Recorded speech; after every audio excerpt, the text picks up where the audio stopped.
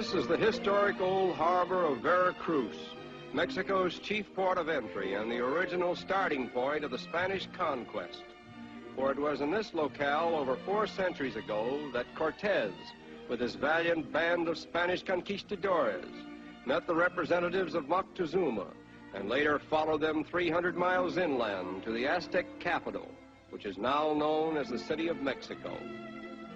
Commanding a conspicuous place at the entrance to the harbor is an old Spanish fort known as the Castillo de San Juan, the last Spanish stronghold on Mexican soil at the close of the War for Independence. The fact that this picturesque old landmark has withstood the incessant pounding of the sea for more than 400 years is indisputable evidence of how solidly it was constructed. Until the beginning of the 20th century, it was used as a penal settlement, and its gruesome dungeons of confinement are silent witnesses to the human suffering that must have taken place here in the tragic days of yore. In recent years, the port of Veracruz has been thoroughly renovated, and many of its architectural ruins have been supplanted by fine modern buildings, including one of the best apartment hotels in Mexico. Nevertheless, a panorama of the city itself reveals that most of the old Spanish architecture still remains, perpetuating the city's reputation for being the oldest Spanish settlement in the Republic. In its tempestuous era of time, this peaceful-looking metropolis has battled with hurricanes from the sea and plagues from the land. It has been repeatedly sacked by pirates and buccaneers, and it has been bombarded by foreign fleets. But through it all, Veracruz has valiantly survived. As in all typically Spanish towns, the center of social life is to be found in the main plaza, where on Sundays and holidays one may see a very colorful gathering. But the time of our visit happens to be just an ordinary working day, during the hour of siesta, when human life is almost at a standstill, and only gringos venture forth in the noonday sun. Overlooking the plaza is the municipal palace, construction of which was begun just 17 years after Columbus discovered America. It is said to be the first and oldest city hall in this hemisphere. Another picturesque landmark in the plaza is the Church of Our Lady of the Assumption, occupying the site of a similar edifice erected by the Spaniards soon after they sailed into the harbor and founded the town of the True Cross. A glimpse of the old residential district now engages our attention and reveals to us one of the reasons why Veracruz is credited with being more Spanish than any other city in Mexico.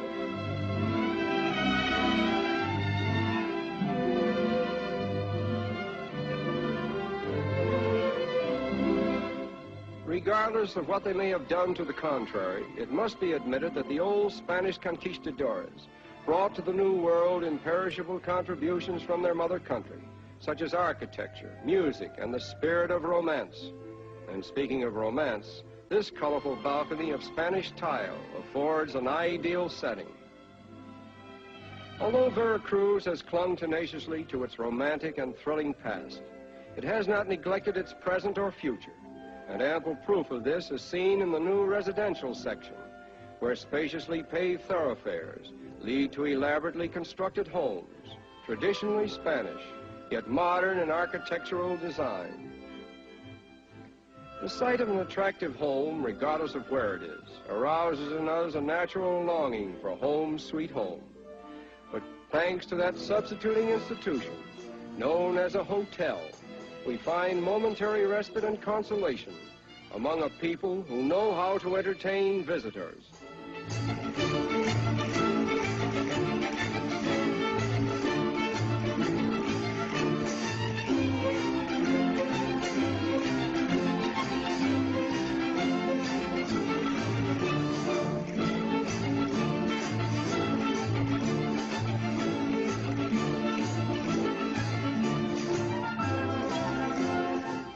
Dancing is an inherent tradition here, where even the children learn to dance as soon as they are able to stand on their feet.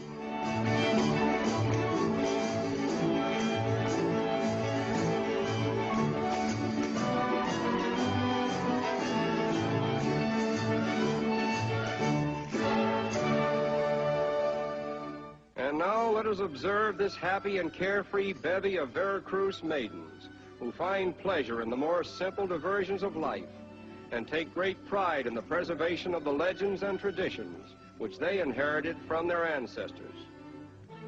A typically Mexican dancing stunt, which has not lost its popularity in Veracruz, is known as the bow dance, in which the dancers attempt to tie a bow with their feet while dancing.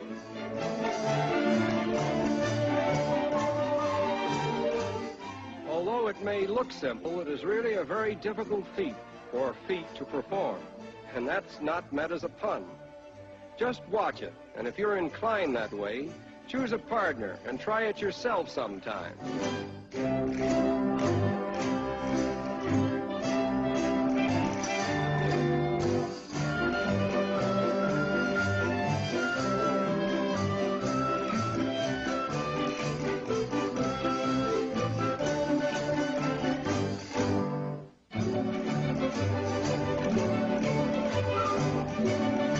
Bravo! That proves there's more than one way of getting a bow. And now we go for a swim on the famous Mocamba Beach, where we find excellent bathing in water that's just the right temperature for us.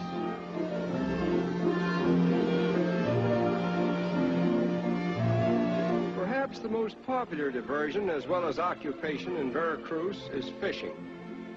As a commercial enterprise, it is one of the leading industries of Mexico. In fact, a large amount of the fish that is consumed in the Republic comes from Veracruz.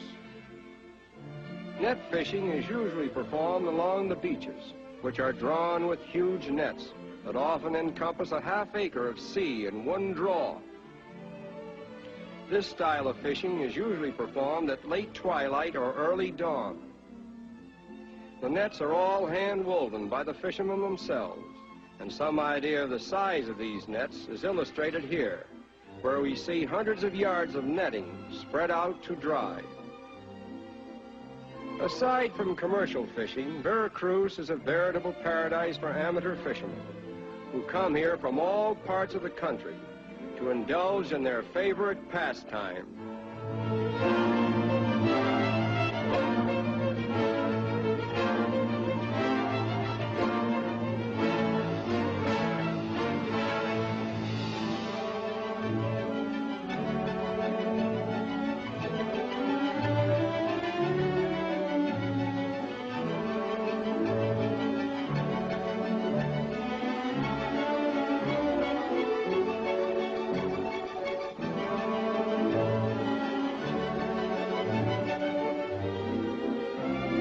And now we are about to witness a most humiliating scene, for this overconfident fisherman has promised his lady companion that he is about to catch the largest fish that ever came out of an ocean on a fisherman's line.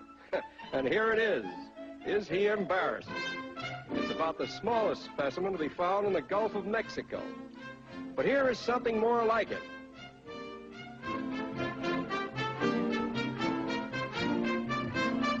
And they get bigger and bigger.